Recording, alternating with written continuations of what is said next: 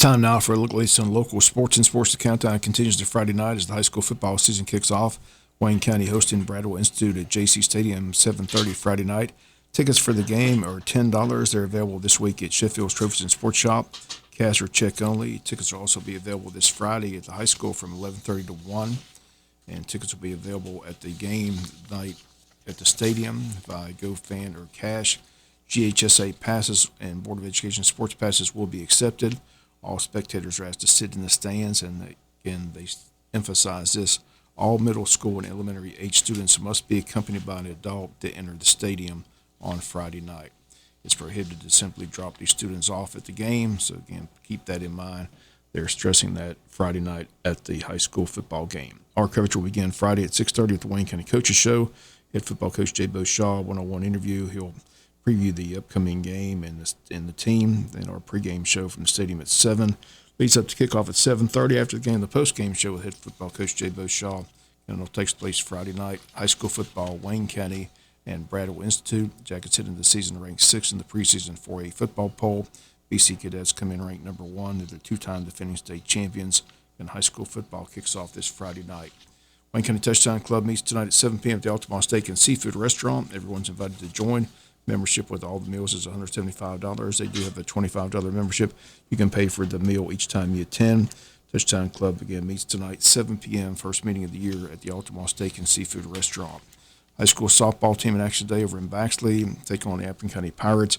Game time was originally set for 5:30. They pushed it back to 6 o'clock due to the severe heat. Girls are back home Thursday hosting Camden County. That game set for 5:30. Our pregame Thursday at 5:20 here on Big Dog Country, FM 105.5. Volleyball teams at home today. Matches against Brantley and Jenkins High School. The JV match today gets underway at 4. Varsity match gets underway at 5 and 7. Again, volleyball at home today against Jenkins and Brantley.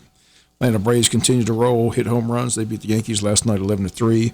Braves did suffer a setback as second baseman Ozzie Albies has been placed on the injury list due to a hamstring injury.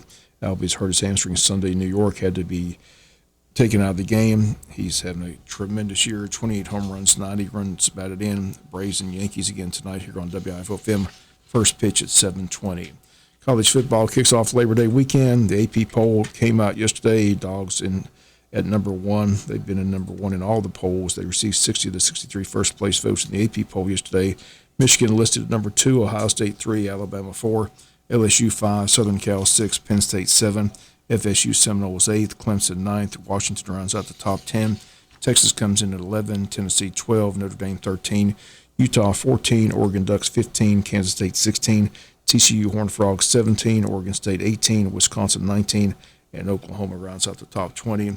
North Carolina comes in at 21, Ole Miss at 22, Texas A&M 23, Tulane 24, and Iowa rounds out the top 25.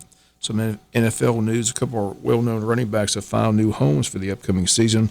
Former Viking running back Dalvin Cook heads to the Jets to help Aaron Rodgers and the Jets. Again, they're loading up for a big season. And former Cowboy running back Ezekiel Elliott signs a 1-year deal to play with the New England Patriots. Finally, in sports, a sad story. Most sports fans remember the movie Blind Side, based on Michael Orr's story, adopted out of poverty, enrolled at Ole Miss, and drafted by the Baltimore Ravens of the NFL. Now Michael Orr is suing the family that apparently adopted him, claiming that the adoption was a lie and that the family tricked him into signing a document that gave them legal authority, and they made a lot of money on the movie deal. He got no money. He claims the family earned more than $300 million from the film Blind Side, while he got simply nothing. Again, he says this adoption was a fake and that didn't exist. Family says they're stunned by the allegations. They state they love Michael at 37 just like they loved him at 16. And The Blind Side, still a great movie, but now turning into the family show, Family Feud.